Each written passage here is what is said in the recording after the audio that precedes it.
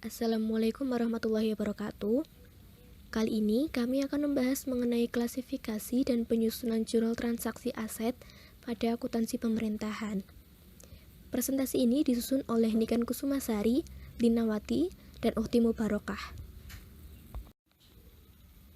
Materi pembahasan kali ini akan dibagi ke dalam 5 subbab. Yang pertama adalah kas dan setara kas, yang kedua piutang, yang ketiga persediaan, yang keempat investasi, dan yang terakhir adalah aset tetap. Kas dan setara kas. Definisi, kas dan setara kas merupakan kelompok akun yang digunakan untuk mencatat kas dan setara kas yang dikelola oleh Bendahara Umum Negara dan Kementerian Negara atau lembaga. Kas adalah uang tunai dan saldo simpanan di bank yang setiap saat dapat digunakan untuk membiayai kegiatan pemerintahan. Setara kas merupakan investasi jangka pendek pemerintah yang siap dicairkan menjadi kas, bebas dari resiko perubahan nilai yang signifikan, serta mempunyai masa jatuh tempo 3 bulan atau kurang terhitung dari tanggal perolehannya. Jenis-jenis kas dan setara kas. Kas terdiri atas 1. Uang tunai, 2. Saldo simpanan di bank. Setara kas memiliki unsur-unsur sebagai berikut. 1. Deposito pemerintah yang berumur 3 bulan. 2. Surat utang negara dengan jangka waktu kurang dari 3 bulan. Berdasarkan unit pengelolaannya, maka kas dan setara kas dapat dibagi menjadi dua, yaitu 1. Kas dan setara kas yang dikelola oleh Bendahara Umum Negara atau BUN. Kas dan setara kas yang dikelola oleh BUN atau kuasa BUN terdiri atas A. Kas dan setara kas pada rekening Bank Umum Negara dengan sub rekening Kas Umum Negara atau sub RKUN di Bank Sentral. B. Kas dan setara kas pada rekening pemerintah lainnya di Bank Sentral atau Bank Umum. C. Kas pada rekening Bank Persepsi dan Bank Operasional yang dikelola oleh kuasa BUN. D. Rekening khusus pemerintah, yaitu rekening yang dibuka oleh Menteri Keuangan selaku BUN pada Bank Indonesia atau Bank Umum untuk menampung dana pinjaman dan atau hibah luar negeri. 2. Kas dan setara kas yang dikelola oleh Kementerian Negara atau lembaga. Kas dan setara kas yang penguasaannya, pengelolaan, dan pertanggungjawabannya dilakukan oleh Kementerian Negara atau lembaga antara lain kas di Bendahara Penerimaan, kas di Bendahara Pengeluaran, kas pada BLU, serta kas dan setara kas lainnya yang dikelola Kementerian Negara atau lembaga dalam rangka penyelenggaraan pemerintahan. Penerimaan dan pengeluaran kas. Penerimaan kas adalah semua aliran kas yang masuk ke rekening Kas Umum Negara yang menambah saldo uang negara. Penerimaan kas melalui BUN dipengaruhi oleh penerimaan pendapatan, penerimaan pembiayaan, serta penerimaan kas lainnya. Pengeluaran kas. Pengeluaran kas adalah semua aliran kas yang keluar dari rekening Kas Umum Negara yang mengurangi kas negara. Pengeluaran kas melalui BUN dipengaruhi oleh transaksi belanja, pengeluaran pembiayaan, pengeluaran transfer, dan pengeluaran lainnya atau transitoris. Pengakuan kas dan setara kas. Kas dan setara kas diakui pada saat 1. Memenuhi definisi kas dan atau setara kas. 2. Penguasaan dan atau kepemilikan kas telah beralih kepada pemerintah. Penerimaan atau pengeluaran kas melalui BUN. Penerimaan kas melalui BUN diakui pada saat diterima di rekening milik BUN, sedangkan pengeluaran kas melalui BUN diakui pada saat ada pengeluaran dari rekening milik BUN. Penerimaan atau pengeluaran kas melalui rekening Kementerian Negara atau lembaga. Penerimaan kas melalui rekening Kementerian Negara atau lembaga diakui pada saat diterima kas tunai oleh bendahara atau diterima di rekening kas KL. Pengeluaran kas melalui rekening atau kas Kementerian Negara atau lembaga diakui pada saat dikeluarkan kas oleh bendahara atau pada saat dikeluarkan dari rekening kas kementerian atau lembaga. Pengukuran kas dan setara kas. Kas dicatat sebesar nilai nominal pada saat transaksi. Transaksi kas dalam mata uang asing dijabarkan ke dalam nilai rupiah menggunakan kurs transaksi. Pada tanggal pelaporan kas dalam mata uang asing dijabarkan dalam mata uang rupiah dengan menggunakan kurs tengah bank sentral. Dalam hal terdapat perbedaan dengan nilai sebelumnya, maka diakui sebagai keuntungan atau kerugian.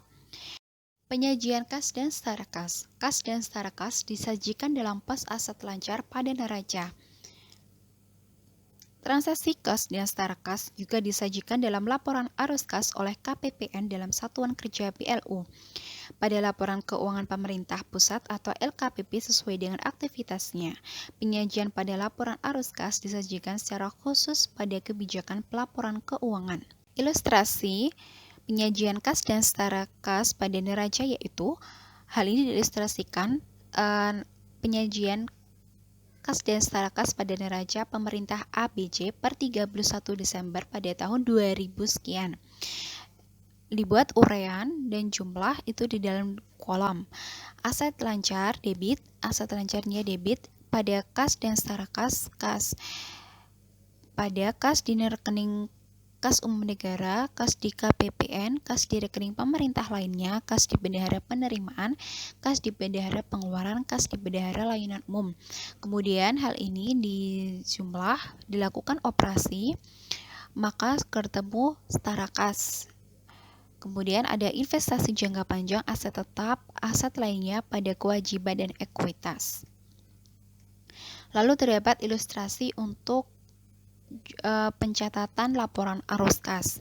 Hal ini diilustrasikan pemerintah ABC laporan arus kas untuk periode yang berakhir tanggal 31 Desember 2000 sekian. Ini disajikan di dalam dua kolom yaitu uraian dan jumlah. Arus kas dari aktivitas operasi, arus kas dari aktivitas investasi, arus kas dari aktivitas pendanaan, arus kas dari aktivitas transitoris. Hal ini dijumlah kemudian akan bertemu dengan total kenaikan atau penurunan kas. Lalu dilakukan penyesuaian saldo awal di kas Badan Bendahara Umum Negara, unrealized gain or loss, saldo awal kas di Bendahara Pengeluaran, saldo akhir di kas di Bendahara Umum Negara dan Bendahara Pengeluaran, saldo akhir kas di Bendahara Penerimaan, saldo akhir kas di Badan Layanan Umum, dan setara kas. Kemudian akan bertemu saldo akhir kas pada laporan arus kas pemerintah ABC. Pengungkapan kas dan setara kas. Kas dan setara kas diungkapkan secara memadai pada catatan atas laporan keuangan. Dalam CALK, entitas pemerintah mengungkapkan 1. Kebijakan akuntansi penerimaan dan pengeluaran kas. 2. Penjelasan dan sifat dari tiap akun kas yang dimiliki dan dikuasai pemerintah. 3. Rincian dan daftar dari masing-masing rekening kas yang signifikan. 4. Kas di bendahara pengeluaran yang mencakup bukti-bukti pengeluaran yang belum dipertanggungjawabkan. 5. Jumlah kas yang dibatasi penggunaannya bila ada. Selisih kas bila ada. 7. Rincian setara kas termasuk jenis dan jangka. Perlakuan khusus kas dan setara kas. 1. Saldo kas yang dipindah bukukan atau ditransfer atau dikirimkan disajikan sebagai kas dalam transito. 2. Rekening dana kelolaan tidak dapat diklasifikasikan sebagai kas atau setara kas, melainkan sebagai aset lainnya. 3. Perlakuan terhadap kerugian negara akibat hilangnya kas di bendahara pengeluaran. Materi yang berikutnya adalah piutang. Piutang adalah hak pemerintah untuk menerima pembayaran dari entitas lain, termasuk wajib pajak atau bayar atas kegiatan yang dilaksanakan oleh pemerintah. Piutang disajikan di neraca sebesar nilai bersih yang dapat direalisasi. Piutang disajikan di neraca sebesar nilai bersih yang dapat direalisasi, sehingga diperlukan penyesuaian nilai piutang dengan menentukan penyisian piutang tak tertagih. Dasar yang digunakan untuk menghitung penyisian piutang adalah kualitas piutang. Semakin rendah kualitas piutang, maka semakin besar persentase penyisihan piutang. Klasifikasi piutang. Pada dasarnya, piutang diklasifikasikan menjadi dua, yaitu piutang pendapatan dan piutang lainnya. Piutang pendapatan meliputi pajak daerah, retribusi hasil pengelolaan kekayaan daerah yang dipisahkan, piutang lain PAD yang sah, dan piutang transfer.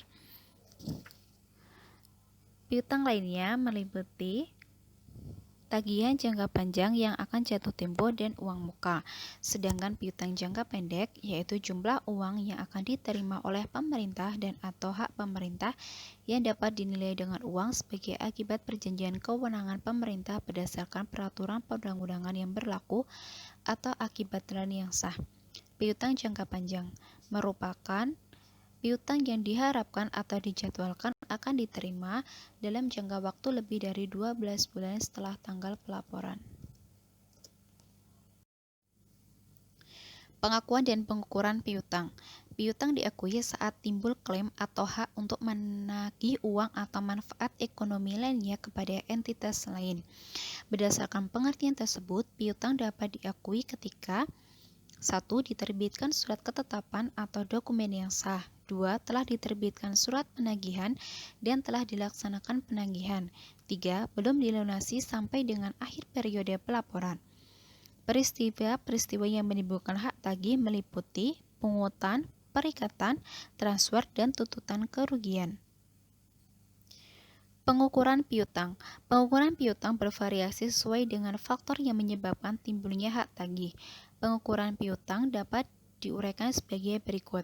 1. Piutang pendapatan diukur sebesar nilai yang belum dilunasi sampai dengan tanggal pelaporan. 2. Piutang karena pemberian pinjaman diukur sebesar jumlah yang dikeluarkan dari kas daerah dan atau apabila berupa barang atau jasa harus dinilai dengan nilai wajar pada tanggal pelaporan atas barang atau jasa tersebut. Bunga, denda, dan biaya pinjaman lain yang dinyatakan dalam perjanjian harus diperhitungkan.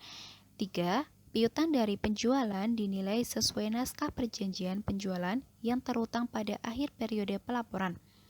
Apabila ada potongan pembayaran, maka nilai piutang harus dicatat sebesar nilai bersihnya. 4. Piutang yang timbul karena kemitraan diukur berdasarkan ketentuan-ketentuan yang dipersyaratkan dalam naskah perjanjian kemitraan. 5. Piutang yang timbul dari pemberian fasilitas atau jasa dihitung sebesar fasilitas atau jasa yang telah diberikan dikurangi dengan pembayaran atau uang muka yang telah diterima. 6. Pengukuran piutang transfer diukur berdasarkan nilai yang belum diterima sampai dengan tanggal pelaporan dari setiap tagihan yang ditetapkan berdasarkan ketentuan transfer yang berlaku. 7. Pengukuran piutang ganti rugi adalah sebesar nilai yang akan ditagih berdasarkan surat ketentuan penyelesaian yang telah ditetapkan. Setelah pengukuran awal, ada pengukuran berikutnya terhadap piutang.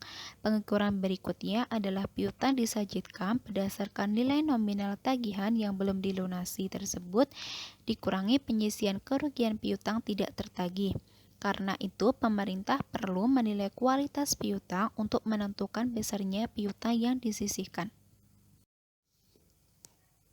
Transaksi dan jurnal piutang. Berikut ini akan disajikan contoh mengenai transaksi piutang SKPDP. 1. Ditetapkan piutang PBB pedesaan dan perkotaan sebesar Rp4.800.000.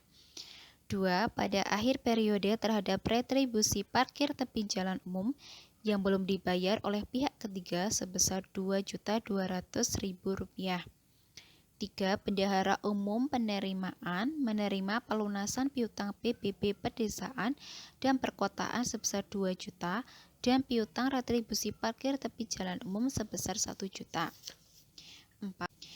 Pada akhir periode dilakukan penilaian bahwa piutang PBB pedesaan dan perkotaan yang diperkirakan tidak dapat ditagih adalah Rp200.000.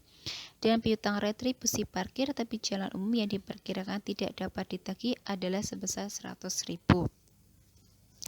Dan jurnal-jurnal untuk mencatat transaksi tersebut pada pembukaan SKPD adalah sebagai berikut. 1. Jurnal finansial. Piutang pajak daerah pada pendapatan PBB pedesaan dan perkotaan LO sebesar Rp4.800.000. Jurnal pelaksanaan anggaran tidak ada. Kemudian transaksi yang kedua jurnalnya Jurnal finansial, piutang retribusi pada pendapatan retribusi parkir tepi jalan umum LO sebesar Rp2.200.000. Jurnal pelaksanaan anggarannya tidak ada.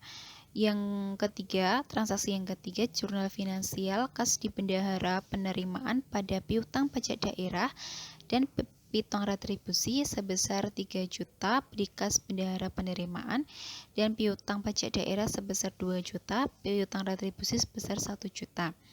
Jurnal pelaksanaan anggarannya perubahan SAL pada pendapatan PBB pedesaan dan perkotaan LRA, pendapatan retribusi parkir tepi jalan umum LR sebesar 3 juta. Jurnal pada transaksi keempat yaitu jurnal finansialnya, beban penyisihan piutang pendapatan pada penyisihan piutang pendapatan sebesar Rp300.000. Kemudian ada transaksi piutang pada PPKD. 1. Diterima PMK atau Peraturan Menteri Keuangan dari Kementerian Keuangan bahwa Pemda berhak memperoleh DBH sebesar 3.500.000.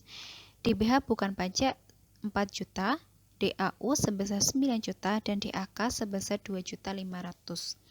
2. Diperoleh pemberitahuan bahwa DBH, DAU, dan DAK telah dimasukkan ke rekening kas daerah sebesar yang ditetapkan dalam PMK. 3. Sebesar 7.500.000 pinjaman jangka panjang kepada BUMD jatuh tempo tahun depan. 4. Penerimaan pembayaran tagihan jangka panjang kepada BUMD sebesar 7.500.000. Dan jurnal untuk mencatat transaksi-transaksi tersebut adalah sebagai berikut. Jurnal pada transaksi pertama yaitu jurnal finansial, piutang transfer pemerintah pusat dana perimbangan pada pendapatan DPH pajak LO, pendapatan DPH bukan pajak LO, pendapatan DAU LO, pendapatan DAU LO, pendapatan DAK LO sebesar 19 juta rupiah. Untuk jurnal pelaksanaan anggarannya itu tidak ada. Yang kedua, untuk transaksi yang kedua jurnal finansialnya yaitu kas di kas daerah pada piutang transfer pemerintah pusat dana perimbangan sebesar 19 juta rupiah. Untuk jurnal pelaksanaan anggarannya, perubahan SAL pada pendapatan DBH pajak LRA, pendapatan DBH bukan pajak LRA, pendapatan DAU LRA, pendapatan DAK LRA itu sebesar 19 juta rupiah. Untuk jurnal transaksi yang ketiga, jurnal finansialnya, bagian lancar tagihan pinjaman jangka panjang kepada entitas lain pada tagihan pinjaman jangka panjang kepada entitas lain sebesar 7.500.000. Kemudian untuk jurnal pelaksanaan anggaran itu tidak ada. Nah, yang terakhir untuk mencatat transaksi yang keempat, jurnal finansialnya kas di kas daerah pada bagian lancar tagihan pinjaman jangka panjang kepada entitas lain sebesar 7.500.000. Untuk transaksi yang keempat ini, jurnal pelaksanaan anggarannya itu tidak ada.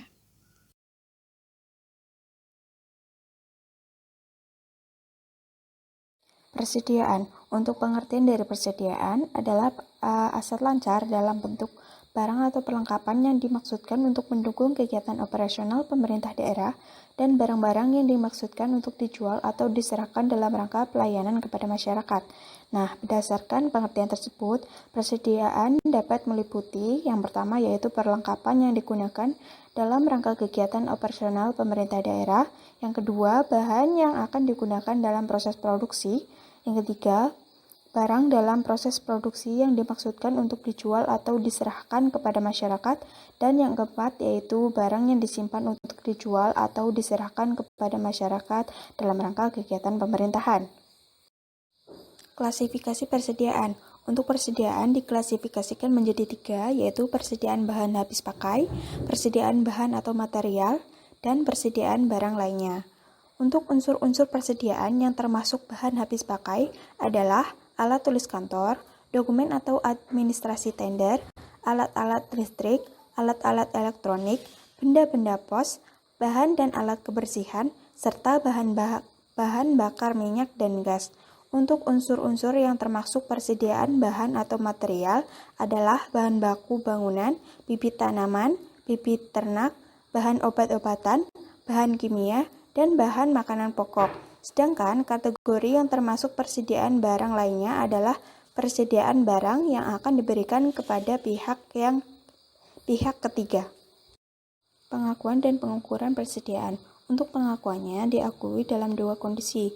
Yang pertama, persediaan diakui pada saat potensi manfaat ekonomi masa depan diperoleh pemerintah dan mempunyai nilai yang dapat diukur dengan andal.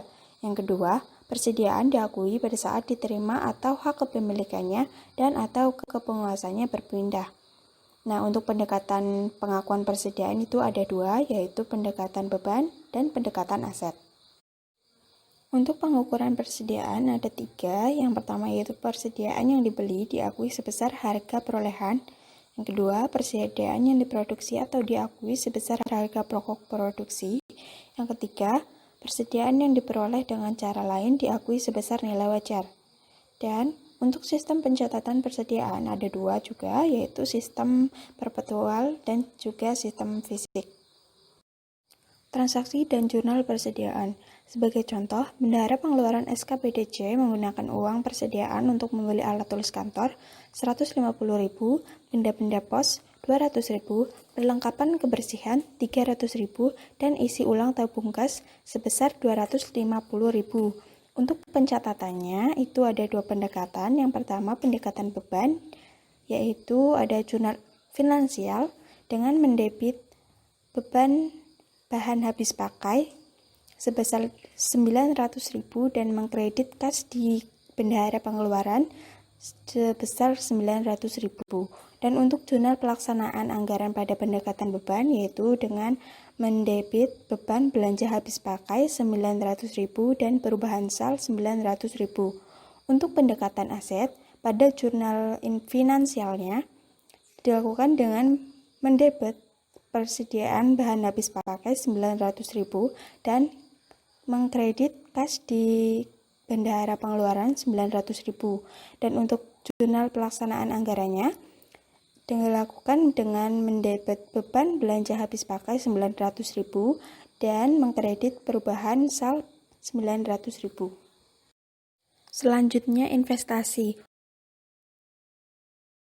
Pengertian dari investasi yaitu aset yang dimaksudkan untuk memperoleh manfaat ekonomik seperti bunga, dividen, dan royalti atau manfaat sosial sehingga dapat meningkatkan kemampuan pemerintah daerah dalam rangka pelayanan kepada masyarakat. Klasifikasi investasi. Investasi dikategorikan berdasarkan jangka waktunya yaitu jangka pendek dan jangka panjang. Untuk jangka pendek yaitu kisaran 3 bulan sampai 12 bulan. Dan jangka panjang lebih dari 12 bulan. Untuk investasi jangka pendek yaitu ada investasi saham, deposito, surat utang negara, SBI, SPN, investasi jangka pendek BLUD, investasi jangka pendek lainnya. Untuk investasi jangka panjang dikelompokkan lagi menjadi dua, yaitu investasi jangka panjang non-permanen dan investasi jangka panjang permanen. Untuk yang non-permanen itu ada investasi jangka panjang pada entitas lainnya, investasi dalam obligasi, proyek pembangunan, dana bergulir, deposito jangka panjang, dan lain-lain. Untuk investasi jangka panjang permanen yaitu penyertaan modal pemerintah daerah dan investasi jangka panjang non-permanen lainnya. Pengakuan dan pengukuran investasi. Untuk pengakuan investasi diakui pada saat terjadi pengeluaran kas atau aset lainnya dengan kriteria yang pertama yaitu pemerintah daerah mungkin memperoleh manfaat ekonomik dan manfaat lain di masa depan. Yang kedua, nilai perolehan atau nilai wajar investasi dapat diukur secara andal. Investasi jangka pendek merupakan bagian dari aktivitas investasi. Sedangkan investasi jangka panjang merupakan bagian dari pembiayaan pemerintah daerah. Untuk pengukuran investasi berbeda-beda sesuai dengan jenis investasinya. Investasi jangka pendek berbentuk sekuritas diukur sebesar harga perolehan atau nilai wajar apabila harga perolehan tidak diketahui. Dan untuk investasi jangka pendek berupa deposito diukur sebesar nilai nominalnya. Untuk pengukuran investasi jangka panjang adalah yang pertama yaitu investasi jangka panjang baik permanen maupun non-permanen. Pada umumnya diukur sebesar harga perolehannya atau nilai wajar apabila harga perolehan tidak diketahui. Selanjutnya, investasi jangka panjang non-permanen berbentuk fasilitas dan talangan perbankan diukur sebesar nilai bersih yang dapat direalisasi. Untuk investasi jangka panjang non-permanen berupa penanaman modal pada proyek pembangunan diukur sebesar biaya pembangunan. Dan untuk investasi yang diperoleh dalam valuta asing diukur dalam rupiah dengan menggunakan kurs tengah Bank Indonesia pada tanggal transaksi. Ada 3 metode yang dapat digunakan untuk menilai investasi. Yang pertama, metode biaya. Investasi dicatat sebesar biaya perolehan. Hasil dari investasi diakui sebagai bagian dari hasil yang diterima dan tidak mempengaruhi besarnya investasi. Yang kedua, metode ekuitas. Investasi dicatat sebesar biaya perolehan investasi awal dan ditambah atau dikurangi bagian laba atau rugi sebesar persentase kepemilikan pemerintah daerah setelah tanggal perolehan. Dengan demikian, rugi dan laba badan usaha atau badan hukum yang terkait mempengaruhi jumlah investasi. Yang ketiga, metode nilai bersih yang dapat direalisasikan. Investasi dicatat sebesar nilai realisasi yang akan diperoleh di akhir masa investasi. Metode nilai bersih yang dapat direalisasikan digunakan terutama untuk kepemilikan yang akan dilepas dalam jangka waktu dekat. Kriteria kepemilikan dan metode penilaian yang digunakan. Yang pertama, kepemilikan kurang dari 20%, maka menggunakan metode biaya. Yang kedua, kepemilikan 20% sampai 50%. Untuk hal ini digunakan metode ekuitas. Yang ketiga, kepemilikan lebih dari 50%. Ini masih menggunakan metode ekuitas juga. Dan yang terakhir yaitu kepemilikan bersifat non-permanen menggunakan metode nilai bersih yang direalisasikan. Transaksi dan jurnal investasi.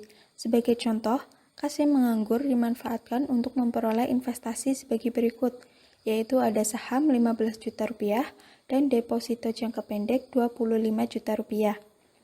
Dalam jurnal finansial, di debit ada investasi dalam saham 15 juta rupiah dan investasi dalam deposito 25 juta rupiah.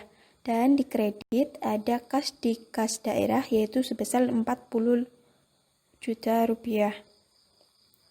Untuk jurnal pelaksanaan anggaran, ini tidak ada jurnal. Materi pembahasan terakhir adalah mengenai aset tetap. Pengertian dari aset tetap adalah aset berwujud yang memiliki masa manfaat lebih dari 12 bulan untuk digunakan atau dimaksudkan untuk digunakan dalam kegiatan pemerintah ataupun dimanfaatkan oleh masyarakat umum. Kriteria atau karakteristik dari aset tetap sendiri terdiri dari 1.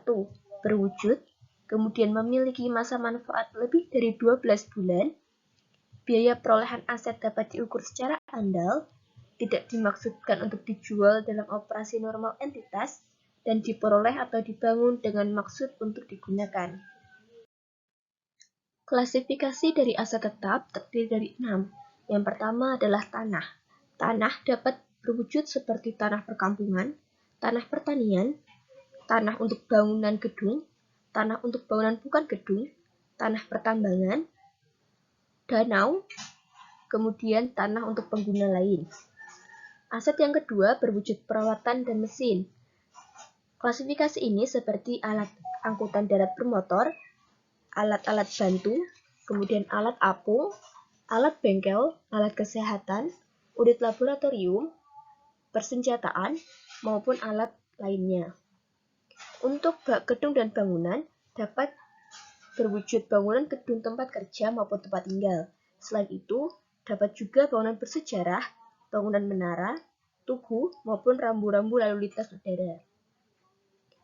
Klasifikasi jalan, irigasi, dan jaringan dapat berwujud seperti jalan, jembatan, bangunan air, kemudian instalasi, jaringan air minum, jaringan listrik, jaringan telepon, maupun jaringan gas. Untuk aset tetap lainnya seperti buku, alat olahraga, hewan, tanaman, maupun aset tetap yang direnovasi. Dan klasifikasi aset tetap terakhir adalah KDP atau konstruksi dalam pengerjaan. Pembahasan selanjutnya adalah tentang pengakuan dan pengukuran aset tetap. Aset tetap diakui saat masa manfaat ekonomi masa depan dapat diperoleh dan nilainya dapat diukur secara andal. Aset tetap yang diperoleh dari hibah atau donasi diakui saat aset tetap tersebut diterima atau hak kepemilikannya berpindah. Sedangkan aset tetap yang diperoleh dari sitaan atau rampasan diakui saat terdapat keputusan instansi yang berwenang yang memiliki kekuatan hukum tetap. Untuk pengukuran aset tetap, maka aset tetap dinilai menggunakan biaya perolehan. Jika tidak memungkinkan, maka didasarkan pada nilai wajar saat perolehan. Selain tanah dan KDP atau konstruksi dalam pengerjaan, maka seluruh aset tetap tersebut disusutkan sesuai dengan karakteristik dan sifat aset tersebut. Sepanjang masa manfaatnya menggunakan metode garis lurus, saldo menurun, ataupun menggunakan metode unit produksi. Dan untuk aset bersejarah harus disajikan dalam bentuk unit dan informasi mengenai aset bersejarah dicantumkan dalam catatan atas laporan keuangan. Contoh transaksi dan jurnal pada aset tetap. Pada 1 Desember dibeli seaset tetap melalui pembayaran SPPD meliputi traktor senilai 45 juta, mobil dinas senilai 75 juta, dan komputer senilai 10 juta. Harga tersebut sudah termasuk dalam PPN. Dan BUD memotong PPN sebesar 10% dan PPh pasal 22 sebesar 0,5%. Untuk itu, maka dibuat jurnal finansial dan jurnal pelaksanaan anggaran. Untuk jurnal finansial, maka debitnya adalah alat-alat berat sebesar 45 juta, alat-alat angkutan darat bermotor sebesar 75 juta, dan komputer sebesar 10 juta. Untuk kreditnya adalah RKPPKD sebesar 130 juta. Dari hasil akumulasi ketiga aset tersebut. Untuk jurnal pelaksanaan anggaran, maka belanja modal pengadaan alat berat sebesar 45 juta, belanja modal pengadaan alat angkutan darat bermotor sebesar 75 juta, belanja modal pengadaan komputer sebesar 10 juta, dan kreditnya adalah perubahan sal sebesar 130 juta. Contoh selanjutnya mengenai transaksi dan jurnal aset tetap adalah dibayar termin terakhir pembangunan kantor sebesar 80 juta melalui SPPD LS. Nilai kontraknya adalah 160 juta. Gedung telah selesai dibangun dan diserahkan kepada pemerintah, di mana harga tersebut sudah termasuk ke dalam PPN 10% dan PPh pasal 22 sebesar 0,5%. Maka perlu dibuat jurnal finansial dan jurnal pelaksanaan anggarannya. Untuk jurnal finansial, maka debitnya adalah konstruksi dalam pengerjaan 80 juta, dengan kreditnya adalah RKPPKD sebesar 80 juta. Selain itu, perlu menjurnal bangunan gedung tempat kerja senilai 160 juta dan konstruksi dalam pengerjaan sebesar 160 juta kredit. Selain itu, untuk jurnal pelaksanaan anggaran, maka debitnya adalah belanja modal pengadaan bangunan sebesar 80 juta dengan kreditnya perubahan sal sebesar 80 juta.